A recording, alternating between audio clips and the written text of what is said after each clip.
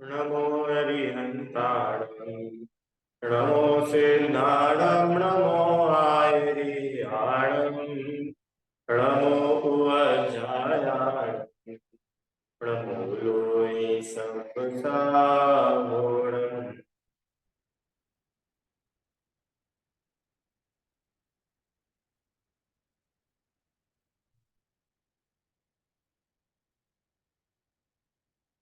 नमः श्रीवर्धमानाय निर्धूतकलिलात्मने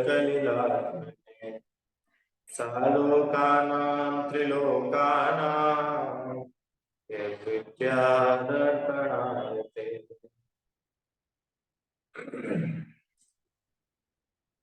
श्री रत्नकरण श्रावकाचार्य जी के आधार से हम सभी ज्ञानी श्रावक के 12 व्रत पढ़ रहे हैं। इसमें अभी तक हमने 4 अणुव्रत, 4 नहीं 3 अणुव्रत, कौन कौन से? अहिंसा अणुव्रत, सत्याणुव्रत और अचौर्य अणुव्रत, इन 3 की चर्चा की। आइए आज चौथा जो है ब्रह्मचर्य नाम के अणुव्रत का स्वरूप समझते हैं। चौथा क्या नाम है? ब्रह्मचर्य अणुव्रत। अच्छा, किस पाप के त्याग से ब्रह्मचर्य अणुव्रत होगा? कुशील, है ना?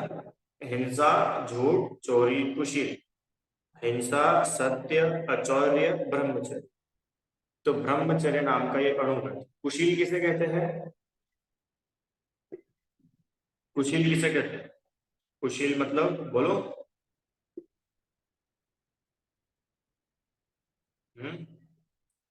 सरल परिभाषा में बोलो भाई, कुशील मतलब। हाँ रीता आंटी बोले, बताइए। जो शीलवान नहीं है, कुशील। बढ़िया, अच्छा, है ना? सरल सा एक लाइन में, शील के विरुद्ध कार्य करना कुशील है। कितना सिंपल है दिव्यांश, समझ में आया? कुशील मतलब शील के विरुद्ध कुशील। अभी शील के विरुद्ध क्या होता है, तो इसको थोड़ा सा खोलेंगे। शील मतलब क्या होता है? देखो, शील का मतलब होता है स्वभाव। सुनना, मैंने पहले कभी बताया नहीं होगा शायद ये। शील का मतलब होता है स्वभाव। तो स्वभाव के विरुद्ध जाना ये कुशील है। अब ब्रह्मचर्य, ब्रह्म मतलब होता है आत्मा, और आत्मा में लीन रहना, आत्मा में चर्या करना, ये कहलाता है ब्रह्मचर्य। अब दोनों को लिंक कर पाए। कुशील मतलब स्वभाव के विरुद्ध जाना, और ब्रह्मचर्य मतलब आत्म स्वभाव के सन्मुख होना, ये ब्रह्मचर्य। और हाँ, समझ में आया? 2 वर्ड्स, कुशील, ब्रह्मचर्य। कुशील मतलब आत्म स्वभाव के विरुद्ध जाना, वो कुशील। और आत्म स्वभाव की ओर आना, ये ब्रह्मचर्य। ब्रह्म माने आत्मा, आत्मा में चर्या, आत्मा में लीनता, ये ब्रह्मचर्य। चलिए 2 शब्द हो गए दिव्यांश, कौन कौन से? कुशील और ब्रह्मचर्य। कुशील मतलब आत्मा स्वभाव के विरुद्ध, स्वभाव के विपरीत, ये कहलाता है कुशील। और स्वभाव के सन्मुख, स्वभाव की ओर, ये कहलाता है ब्रह्मचर्य। चलिए, अब यहाँ पर ये पाप है, पाप है ना, कुशील पाप है। अब यहाँ पर कुशील का अर्थ क्या है कि जो हमारा पराई स्त्री को अपना मानना, ये कुशील। पराई स्त्री के साथ में भोग के भाव करना कुशील। उनके साथ में स्व स्त्री के जैसा व्यवहार करना, ये कुशील। ठीक है, ये व्यवहार का है। निश्चय से तो ब्रह्मचर्य अपनी आत्मा में लीनता, और व्यवहार ब्रह्मचर्य की पराई माँ, बहन, बेटी, स्त्री को पराया देखना, अपना नहीं मानना। अपनी उम्र से छोटी हो तो बेटी के समान, अपने उम्र के बराबर हो तो बहन के समान, और हमसे उम्र में बड़ी हो तो माता के समान। उनका सम्मान करना, उनका आदर देना, यह कहलाता है शील। इसको बोलते हैं कैरेक्टर। और ऐसा तो नहीं करना, और उनके साथ में गंदी खोटी हरकतें करना, यह कहलाता है कुशील। आगे अपन इसमें से देखो पढ़ते हैं। जो पाप के भय से पर स्त्री के यहाँ स्वयं नहीं जाता है तथा न पर स्त्री के यहाँ अन्य को गमन कराता है, वह स्वदार संतोष नाम का या पर स्त्री के त्याग नाम का अणुव्रत है। क्या लिखा? जो पाप के भय से, देखो पराई स्त्री के यहाँ पर जाना कि नहीं जाना, कि आपका इंटेंशन क्या है। किसी का मान लो बिजनेस है, क्या बिजनेस है, उसकी जॉब है, बिजनेस है, कि किसी अन्य महिला से उसको कुछ सामान मान लो बेचना है, तो होता ना सेल्समैन। अबे सेल्समैन क्या करते हैं कि घर घर जाकर के सामान बेचते हैं। तो सेल्समैन कुशील करते हैं क्या? किसी भी अन्य महिला से बात करते हैं तो, कि बात करने में कुशील नहीं होता है, आपके मन में क्या चल रहा है। वहां लिखा है ना, पाप का भय। अगर आपके मन में पाप का भाव है, आपके मन में उसके साथ में कुछ गलत हरकत करने का, उसको छूने का, उसको छुपके से देखने का, या उसको उससे बात करने का, या बिना ही प्रयोजन, बिना ही मतलब बस उसको किसी भी तरह से कांटेक्ट करने का जो भाव है, ये पाप का भाव है। और इस पाप के भय से किसी पर स्त्री के यहाँ स्वयं तो जाता नहीं, और ना ही किसी को, किसी अन्य को पर स्त्री के यहाँ भेजता है। अब अपने को पर स्त्री की डेफिनेशन समझना पड़ेगा। दिव्यांश, पर स्त्री मतलब क्या होता है? कि सरल सा अर्थ करें तो जो स्व नहीं है वो पर है। इतना तो समझ में आता है ना।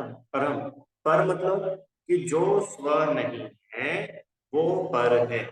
अब स्व स्त्री, अब मुझे बताओ, तुम, अगर मैं तुमसे पूछूं क्यों परम, तुम्हारी कोई स्व स्त्री है क्या, तुम्हारा क्या उत्तर होना चाहिए? कि नहीं है। क्यों नहीं है? क्योंकि अभी हमारी शादी नहीं हुई है। अरे जब तक विवाह नहीं होता तब तक जितनी भी स्त्रियां हैं वो सब क्या है? पर है। और विवाह होने के बाद में, कि विवाह होने के बाद में जिनसे हमने शादी की है वो तो है स्व, और उनके अलावा जगत में जितनी नारियां हैं, जितनी स्त्रियां हैं, वो सब है पर। ऐसे ही पुरुषों के लिए भी लगाना। क्या रुचि आंटी, पुरुषों के लिए कैसे? कि जिस पुरुष से हमारी शादी हुई है वो तो है स्व, हमारा अपना, और जो हमने जिससे शादी नहीं की है वो है पर। स्व, पर। तो अब ये जो ब्रह्मचर्य अणुव्रत है ना, अब ब्रह्मचर्य अणुव्रत में देखो एक लाइन शब्द लिखा है, आपको यहाँ सामने मिलेगा, स्वदार संतोष। पढ़ा दिव्यांश? क्या लिखा है? स्वदार संतोष। ये स्वदार संतोष क्या होता है? स्व मतलब अपना, स्वयं का। दार, दार मतलब होता है पत्नी, दारा। एक लाइन याद है छह डाला की, सुत दारा होए न सिरी, सब स्वार्थ के है वीरी। दारा, दारा मतलब पत्नी, सुत मतलब बच्चा, दारा मतलब पत्नी। तो स्वदार, स्व मतलब स्वयं की पत्नी या स्वयं का पति, उसमें संतोष रखना। क्या बोला? हाँ, लाइफ पार्टनर, ठीक है, इंग्लिश में लाइफ पार्टनर। स्वदार, स्वयं की। अब देखो वो स्वदार कौन है रीता आंटी? ये स्वदार कौन है? स्वयं की पत्नी। तो अगली लाइन में देखो भावार्थ कितना अच्छा लिखा है, कि पत्नी कौन कहलाती है, कि कौन क्या कहलाती है, किसी से भी शादी कर लो वो पत्नी हो गई। कि सुनो, विवाह कैसे करना चाहिए वो यहाँ ब्रह्मचर्य अनुव्रत में बता रहे हैं, सुनना ध्यान से। जो अपनी जाति की, क्या लिखा है, क्यों, किससे शादी करना, किससे शादी करना, कि जो पसंद हो उससे शादी करना। पसंद की बात नहीं चल रही है, वहां पे लिखा उन्होंने साफ साफ अपनी जाति। ये जाति क्या होती है? क्यों नहीं था? जाति मतलब आपकी क्या जाति है, कि हम जैन जाति के हैं। समझ में आया? तो अपनी जाति की शादी की शर्त नंबर 1, रीता आंटी, क्या है शर्त नंबर 1? कि आप जिससे भी विवाह कर रहे हो वो लड़का या वो लड़की आपकी अपनी जाति का होना चाहिए। अब यहाँ पर एक प्रश्न उठ सकता है कि ऐसा क्यों? ऐसा क्यों जरूरी है दिव्यांश? हम हमारी जिस लड़की से इच्छा हो हम तो उससे शादी कर लेंगे। आप ऐसा क्यों बोल रहे हो कि अपनी जाति की होना चाहिए? बोलो, कोई उत्तर देना है किसी को इसका? हमारी जाति की होना क्यों जरूरी है? कोई दूसरी जाति की भी हो तो क्या समस्या है तो वो भी लड़की।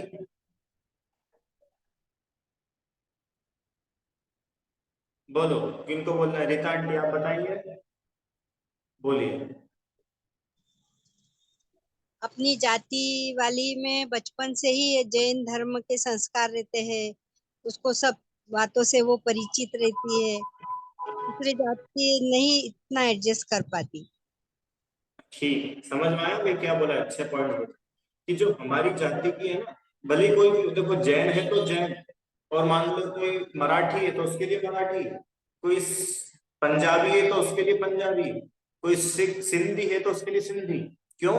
क्योंकि जैसा आपके घर का कल्चर है, अगर आप वैसे ही जाति की लड़की से या लड़के से शादी करोगे तो आप थोड़ा शांति से रह सकोगे। देखो, पूरी शांति तो मैं नहीं बोलूंगा, पूरी शांति तो है ही नहीं, पर अगर थोड़ी भी शांति मिलनी होगी तो वो आपको अपनी जाति की स्त्री या पुरुष से शादी करने पर ही मिल सकती है। अन्य जाति में अगर अपन शादी करते तो पता है क्या प्रॉब्लम आती है रिदम? कि देखो, एक तो अपना कल्चर पूरा अलग है, हमारे सारे चीजें अलग है, हमारा खान पान अलग है, हमारा रहन सहन अलग रहता है। हाँ, हमारी डेली की रूटीन अपना अलग रहता है? और किसी और से आप करोगे विवाह तो उसका रूटीन बिल्कुल अलग है। हाँ, लाइफस्टाइल ही अलग होता है। अब आप सुबह 6 बजे उठने वाले हो, क्यों? हम तो सुबह उठ के अभिषेक पूजा करते हैं, और वो तो 10 बजे तक सो के उठते हैं। हम्म? अब आप सूर्यास्त के पहले भोजन करने वाले हो, और वो तो रात में भोजन करेंगे। आप जमीकंद आलू प्याज नहीं खाते हो, और वो तो जमीकंद और आलू प्याज खाते हैं। आप बाजार का कचरा नहीं खाते हो, और वो उनको बाजार का कचरा खाए बिना नींद नहीं आती है। तो वो मैच ही नहीं होगा ना। अरे तब दिव्या समझ में आया? साथ साथ में उन्होंने क्या बताया अंकल ने, वर्ड लाइफ पार्टनर, कि हमारी लाइफ में जो हमारे साथ में रहे। अब साथ में रहने के लिए कुछ सिमिलरिटीज तो होनी चाहिए ना। अगर सिमिलरिटीज तो कुछ है ही नहीं, और सब चीजें ऐसी जा रही है ऐसी, तुम जा रहे हो इधर और वो जा रही है इधर, तो मैच होगा कैसे? दुखी रहोगे, दुखी रहोगे, परेशान रहोगे। आपके खाने का कल्चर अलग, उनके खाने का कल्चर अलग, आपकी बातचीत का कल्चर अलग, उनकी बातचीत का कल्चर अलग, आपके रिचुअल्स अलग, उनके रिचुअल्स अलग, सारी चीजें डिफरेंट है। तो आप शांति से धर्म नहीं कर पाओगे, आत्म कल्याण नहीं कर पाओगे। इसके लिए उन्होंने बोला, क्या बोला? क्या बोला? कि अपनी जाति की आराम। अब तुमको मुनिराज को आहार दान देना है, और ये तो अभक्ष भक्षण करते। अब अभक्ष खाने वाला हो, मांस खाने वाला जीव हो, तो मांस खाने वाला जीव कैसे मुनिराज को आहार दे दे? कैसे उनके लिए शुद्ध भोजन हो मुनिराज के लिए? रुचि आती समझ में आया? इसके लिए सबसे पहली बात, अपनी जाति। अब यहाँ पर आप लोग बोल सकते हो कि सर ये तो भेदभाव है, वो भी इंसान है, हम भी इंसान है, और दो इंसानों को राइट है अपनी पसंद से शादी करने का। क्यों? तो हमको तो सब चाहिए। कि ये तुम नहीं बोल रहे हो, कि तुम्हारी कषाय बोल रही है। और सच्ची बताऊं ना, तो बिल्कुल नहीं चल पाएगी। अब मैं अभी उस तरफ बिल्कुल ज्यादा जाना नहीं चाहता हूँ, पर आपको ये प्रैक्टिकल करके जिन्होंने किया है उनको देख लेना। हर घंटे, हर मिनट, हर दिन किसी ना किसी बात का झगड़ा होगा। क्या झगड़ा होगा? इनको चौपाटी पे खाना है और हम बाहर खाते नहीं हैं, इनको मंदिर जाना है और हम मंदिर जाते नहीं हैं, इनको इधर जाना है और हम वहां जाते नहीं है, इनको ऐसा खाना है हम ऐसा खाते नहीं, इनको ऐसा पहनना है हम ऐसा पहनते नहीं, इनको मूवी देखना है हम मूवी देखते नहीं, इनको वो करना है हम ये करते नहीं। तो अल्टीमेट रिजल्ट क्या निकलेगा? अल्टीमेट रिजल्ट निकलेगा फ्रस्ट्रेशन, और उसका नतीजा रहेगा तलाक, डाइवोर्स, दुख। रीता आंटी, इसके लिए सबसे पहले उन्होंने बोला कि देखो सबसे श्रेष्ठ, आपको पता है आगम के क्या वचन है, जिनेन्द्र देव के क्या वचन है? सुनना ध्यान से सभी लोग। सबसे श्रेष्ठ तो है आप मुनि दीक्षा लीजिए, आप आरिका के व्रत लीजिए, ये सबसे बेस्ट है किसी गृहस्थ के लिए। फिर सुनो, अगर आप आरिका के व्रत लेने में या मुनिराज के व्रत लेने में कैपेबल नहीं हो, तब जाकर के आप क्या करो, आप ब्रह्मचर्य से रहो। अच्छा, ब्रह्मचर्य से भी नहीं रह सक रहे हो, नहीं रह पा रहे हो, नहीं रह सकते, तो फिर आप विवाह करो। क्यों विवाह करो? क्यों विवाह करो? धर्म साधन के लिए। आपने एक शब्द सुना होगा ना, धर्म पत्नी, ये हमारी धर्म पत्नी है, ऐसा सुना है दिव्यांश? ऐसा एक वर्ड सुना होगा ना आपने, धर्म पत्नी, एकदम सुना है तुमने? ये हमारे धर्म पति हैं, धर्म पत्नी। धर्म पत्नी क्या होता है रुचि आंटी? कि जो धर्म करने में सहायक हो, वो पत्नी कहलाती है धर्म पत्नी। माने हमने अगर शादी भी करी है तो वो शादी संसार बढ़ाने के लिए नहीं करी है। अब हमारी कषायों का अभाव नहीं हो सका, हमारी कमजोरी थी, हम मुनि आर्य का दीक्षा नहीं ले सके, इसलिए हमने शादी की है। पर वो शादी हमने भोग भोगने के लिए या संसार को बढ़ाने के लिए नहीं, धर्म आराधना करने के लिए ली करी। घर में रहते हुए भी कैसे हम हमारा धर्म साधना कर सके, इसके लिए की। और जब आप धर्म से बिल्कुल ही दूर हो जाए तो वो आपका शादी का पर्पस ही जीरो हो गया। जिस उद्देश्य से हमने विवाह किया था वो उद्देश्य तो बचा ही नहीं, आत्म कल्याण एक तरफ हो गया। इसलिए धर्म पत्नी माने ऐसी पत्नी जो धर्म करने में हेल्प करे, धर्म करने से रोके नहीं।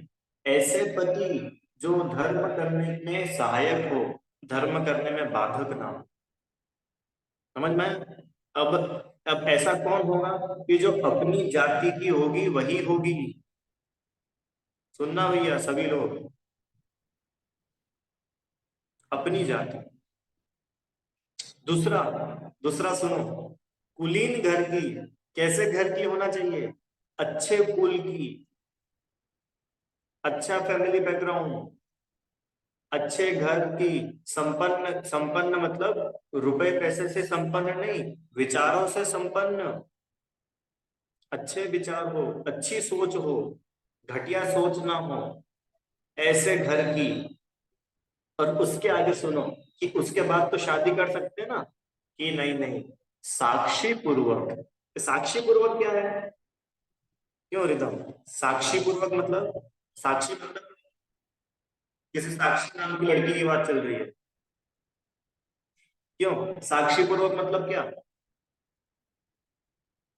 हाँ, साक्षी मतलब आगम, समाज, परिवार, माता पिता, इनकी हाजिरी में, इनकी उपस्थिति में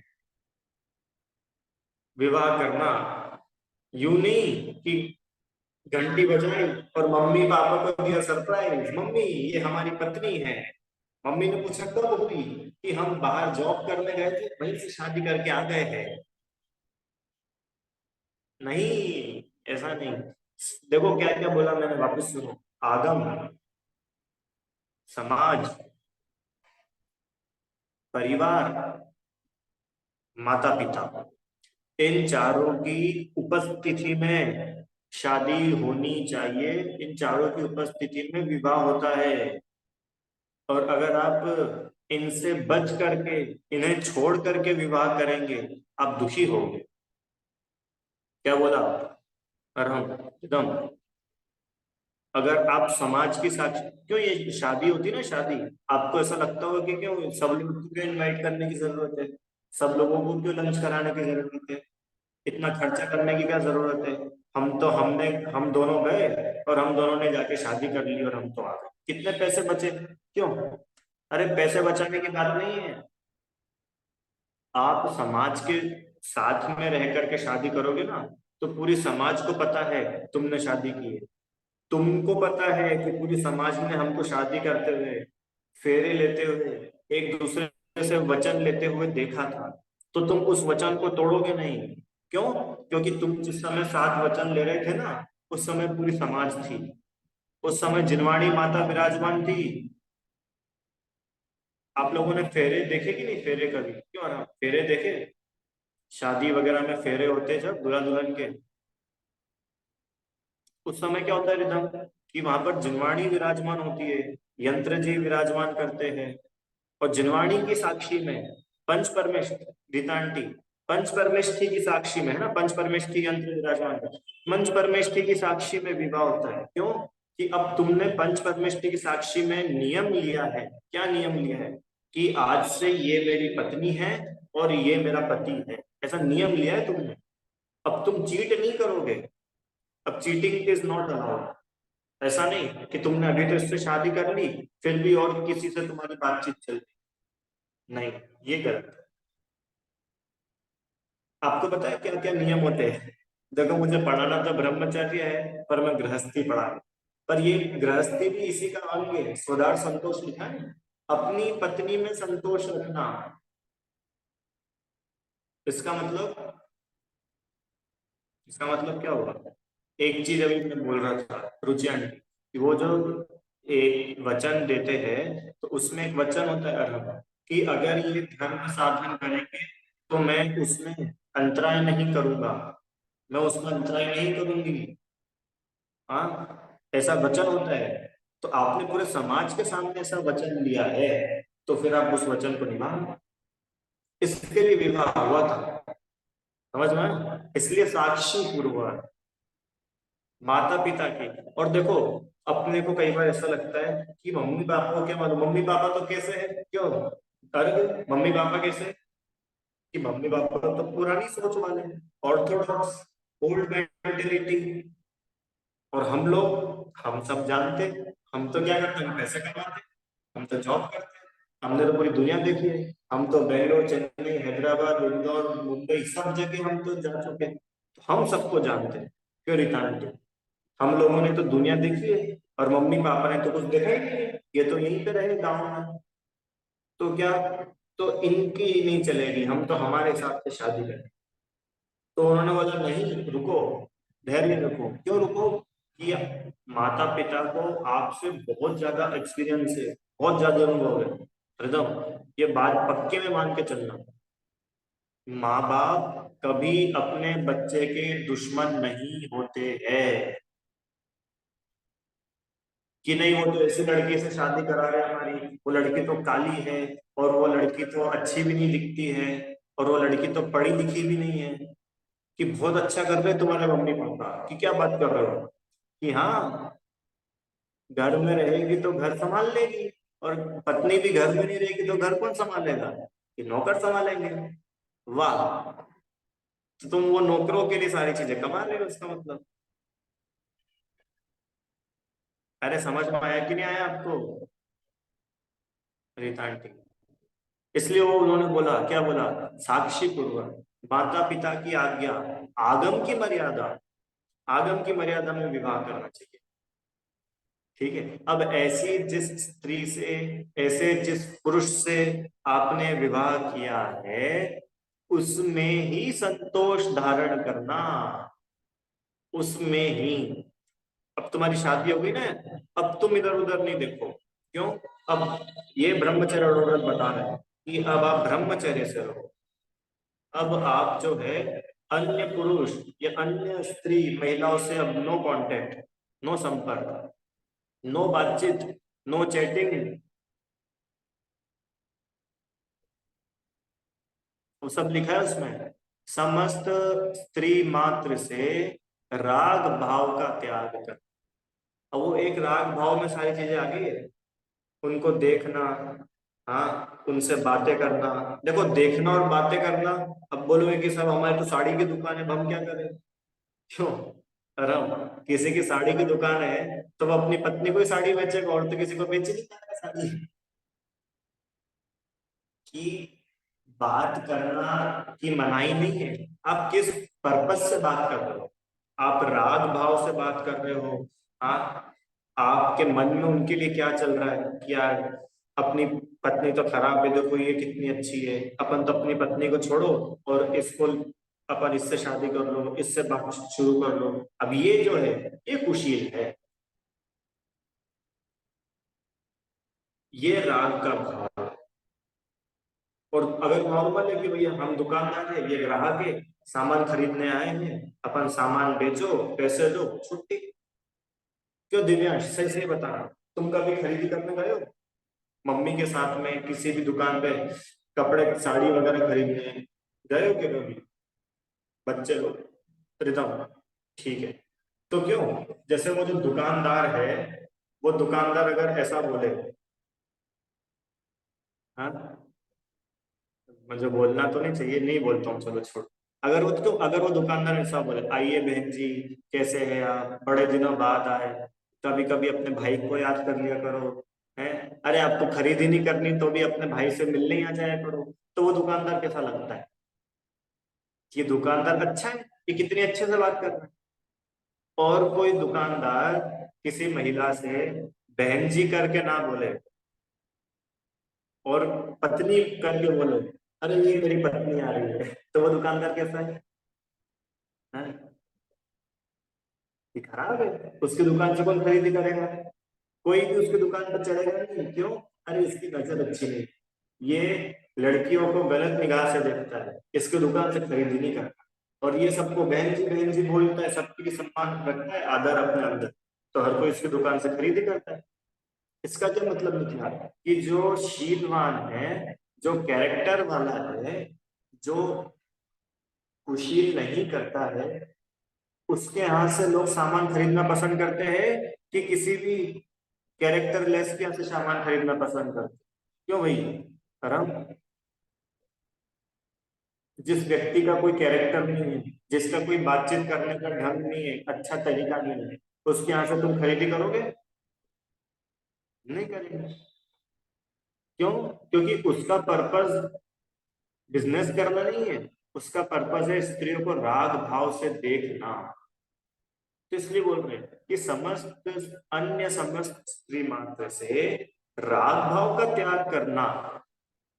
और पर स्त्री, पर स्त्री मतलब कि जो हमारी स्वयं की विवाहिता स्त्री नहीं है, हमारे स्वयं के विवाहित पुरुष नहीं है, पति नहीं है, ऐसे पर पुरुष या पर स्त्री, वेश्या, दासी, उल्टा, कुंवारी इत्यादि स्त्रियों में विरागता को प्राप्त होकर स्त्रियों से राग भाव पूर्वक, देखो उनसे मिलना, उनसे बातचीत करना, उनको देखना, उनको छूना, ऐसे सारे कार्यों का जो त्याग करता है, वह पर स्त्री का त्यागी स्वदार संतोषी कहलाता है।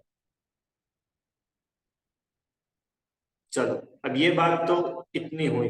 अब मैं थोड़ा बच्चों के लिए बात करता हूँ। अब क्यों, सुनो भाई, अरहम अर्घ, अब तुम लोगों की तो शादी हुई नहीं, तो तुम्हारे लिए तो जगत की जितनी स्त्रियां हैं ना, वो सब कौन है? कि वो पर ही है। पर ही है मतलब कि समस्त स्त्रियों में बहन या माता के जैसा व्यवहार होना चाहिए। जैसा व्यवहार आप अपनी बहन या मम्मी के साथ करते हो, वैसा व्यवहार जगत की सभी स्त्रियों के साथ होना चाहिए। क्यों दिव्यांश? अब तुम बोलोगे कि सर मैं तो मेरी बहन के साथ में लड़ाई झगड़ा करता हूँ, तो सबके साथ लड़ाई झगड़ा करने लगूंगा? अरे लड़ाई झगड़े की बात नहीं है। बहन के साथ मतलब तुम जैसे अपनी बहन की रक्षा करते हो कि नहीं, ऐसे तुम्हारा दायित्व है कि समस्त स्त्रियों की तुम रक्षा करो। जैसे तुम तुम्हारी बहन को गलत लोगों से बचा के चलते हो ना, उसकी रक्षा करते हो, उसकी हेल्प करते हो, उसके लिए अपने मन में अच्छा भाव रखते हो, पवित्र भाव रखते हो, ऐसा भाव हमें समस्त स्त्रियों के प्रति अपने मन में होना चाहिए। सुन रहे हो रिदम? अब यहाँ पर देखो कृतकार्यता अनुमोदना लगा ना, ना हम किसी के साथ में बुरा करेंगे, ना किसी से बुरा करवाएंगे, और ना हमारे दोस्त किसी लड़की के साथ में छेड़खानी या बुरी हरकत करेंगे तो हम उनकी अनुमोदना भी नहीं करेंगे। ऐसे दोस्तों के साथ दोस्ती नहीं रखेंगे जो लड़कियों का सम्मान नहीं करते। ऐसे लड़कों के साथ में बिल्कुल भी बातचीत और दोस्ती नहीं रखेंगे जो लड़कियों के बारे में बुरा सोचते हैं, उनके प्रति कुशील का भाव रखते हैं। ऐसे दोस्तों के साथ कभी दोस्ती नहीं रखना,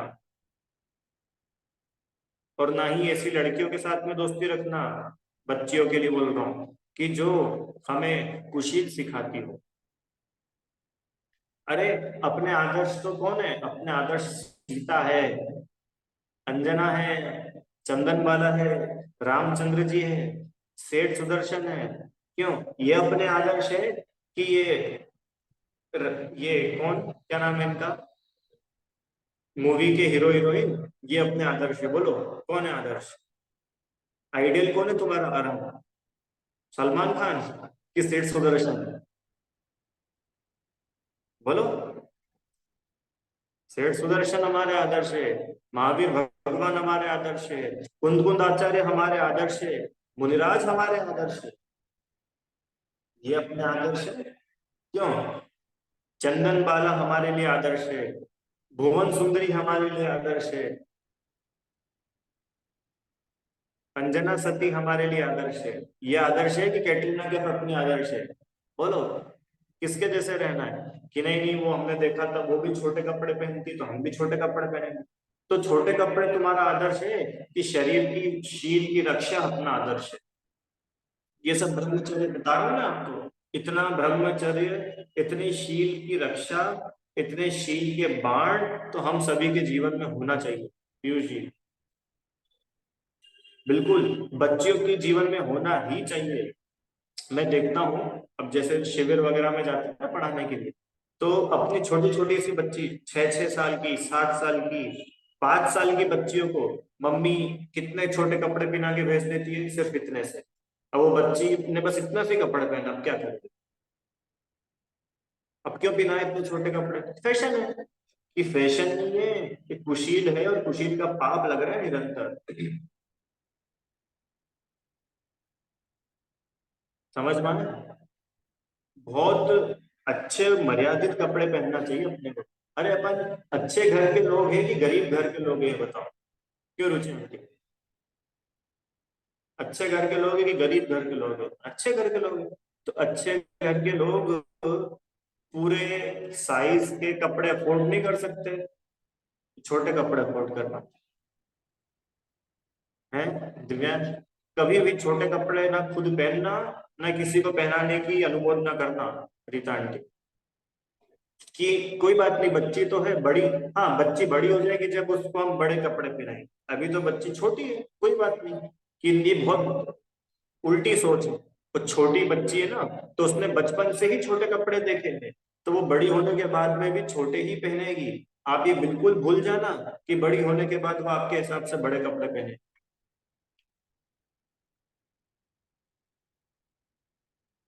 फिर भी मुझे बाकी शहरों का तो नहीं मालूम, कुछ कुछ शहर जैसे अभी कहीं कहीं तो माहौल फिर भी थोड़ा अच्छा है, पर जैसे ही युग बदलता है, कल्चर बदलता है, पढ़ाई बदलती है, शहर बदलता है, कॉलेज बदलते हैं, एज बदलती है, तो फैशन आ जाता है। कैसा फैशन? छोटे कपड़े पहनना ही अच्छा है। बड़े कपड़े में तो क्या, बड़े कपड़े तो कौन पहनते हैं? आंटी लोग पहनती है। क्यों? बड़े कपड़े किसके लिए? बड़े मतलब सही साइज के कपड़े, ये आंटी लोगों के लिए। अरे आंटी आंटी के लिए नहीं है, सभी के लिए। अरे शील की रक्षा तो सभी के लिए ना। बच्चियां शील की रक्षा ना करे और बड़े करे, ऐसा है क्या? क्यों रहा? जैसे छोटी बच्ची के पास में 10 करोड़ रुपए का हीरा, और बड़ी आंटी के पास में 10 करोड़ रुपए का हीरा। तो बताओ दोनों में से किसको उस हीरे की रक्षा करना चाहिए? कि दोनों को ही करना चाहिए, हीरा तो हीरा है ना। ऐसे ही कोई बड़ा हो कि बच्चा हो, शील तो शील है, और शील की रक्षा करना ये हम लोगों का धर्म है। बोलो, राम बनना है कि रावण बनना है? दिव्यांश क्या बनना है? राम बनोगे रावण बनोगे? राम, राम बनना है रावण बनना है? रिदम क्या बनना है? राम बनेंगे, रावण नहीं बनेंगे, राम बनेंगे। और बोलो बच्चिया, सीता बनोगी? सीता बनना है कि नहीं बनना है? सीता बनेंगे, सीता बनेंगे और रावण से बचेंगे। देखो दोनों चीज, सीता जी का शील कितना पवित्र होगा। आपको पता है जितना राम के पास में था ना, राम के पास तो कुछ भी नहीं था, इतना वैभव था रावण के पास। हम लोगों ने पढ़ा ना पद्म पुराण में, राम तो कहाँ थे? राम तो जंगल में थे। राम के पास क्या था? ना खुद का घर था राम के पास में खुद का घर भी नहीं था। जंगल में झोपड़ी कुटिया बना के रहते थे। और रावण के पास में क्या था रितम? रावण के पास में 3 खंड का राज्य, इतनी विशाल लंका, और इतनी सारी विद्याएं। रावण वो था ना विद्याधर, कितनी सारी विद्याएं, सब कुछ था रावण के पास। और राम के पास में जो जो रावण के पास था ये कुछ भी नहीं था। फिर भी सीता जी ने राम को चीट नहीं करा कि अच्छा है, वो अपने पति के पास तो कुछ भी नहीं, अपन तो रावण के पास में चलो, रावण तो अपने को पटरानी बना देगा। रुचि आंटी, इतना सा भी लालच नहीं मन में क्यों? अरे शील है शील। सीता जी की, सीता जी का श्रृंगार, सीता जी का वैभव राम से है कि ये जड़ पदार्थों से है? क्यों? अयोध्या में थे जब तक सीता जी खुश थी, और जब अयोध्या से निकल गए तब सीता जी दुखी हो गई थी क्या? कितने लोग ऐसा बोलते हैं कि सीता जी अयोध्या के महलों में तो खुश थी और जंगल में बहुत परेशान हो गई थी। जंगल में नंगे पैर भी चल रही थी ना, तो भी प्रसन्न थी। क्यों? क्योंकि वो उनके साथ में उनके राम थे। अरे महलों का क्या करना है, जब राम ही नहीं है तो इन महलों का हम क्या करें? जब राम ही नहीं है तो इन आभूषणों का हम क्या करें? हमारे लिए तो हमारे राम ही सब कुछ है। समझ में आया आपको? रावण का इतना वैभव भी उनको लुभा नहीं सका। ये उनका स्वदार संतोष था। दिव्यांश, ये उनका स्वदार संतोष था। रावण की तरफ आंख उठा करके तक नहीं देखा, आंख तक नहीं उठाई। समझ रहे हो आप कितना जोरदार शील था उनका? और शीलवंत स्त्री, चंदन बाला हो, अनंतमती हो, अनंगसरा हो, भुवन सुंदरी, मदन रेखा, सती, सीता, नील क्या नाम था, नीली सती, कितनी सारी सतियों के से आगम बिल्कुल अपना भरा हुआ है। ऐसा शील होना चाहिए, ये अपने आदर्श है, इसलिए प्रथमान्यों पढ़ना चाहिए। अरे हम चाहे किसी के भी झांसे में ना आ जाए, ठीक है? इस पर कल और मैं थोड़ी बात करूंगा। हाँ, कैसे धर्मांतरण हो जाता है, इंटर कास्ट मैरिज हो जाती है, और फिर बाद में बच्चियां परेशान होती है। कल अपन उस पर थोड़ी और चर्चा करेंगे, ठीक है? अभी जनवाणी स्तुति। हे जनवाणी भारती, तो ही जपो दिन रैन, जो तेरी शरणागत सो पावे सुख चैन। जा वाणी के ज्ञान से सुझे लोकालो, सो वाणी मस्तक